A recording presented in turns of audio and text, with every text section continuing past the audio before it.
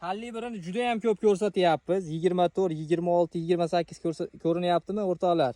Kalibr o'lchashda sizlarga ko'rsatib o'tyapmiz. Mana hosildorligini bo'yicha juda ham ijtimoiy tarmoqlarda muammo bo'lyapti. Kalibri mayda hamda qo'shma qismatsiz yuk deb akamiz ko'p video chiqaryapti. Yangi sortlarga o'tish kerak deb ko'p aytayapman. Sababi buni kalibri yirik bo'ladi.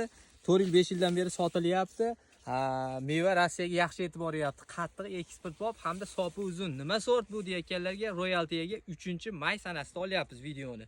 Hali pishgan yo'q, 10-maylarga xudo xolasa yoki bir 10 kunda ichida xudo xolasa pishadi. Men sizlarga buni isbotlab kalibrini o'lchab ko'rsataman. Hozir bozorda sotilayotgan gilos 28 ga chiqmaydi, 26 ga. Bu hali pishmasidan mana 28 kalibrda ko'rsatib qo'ying.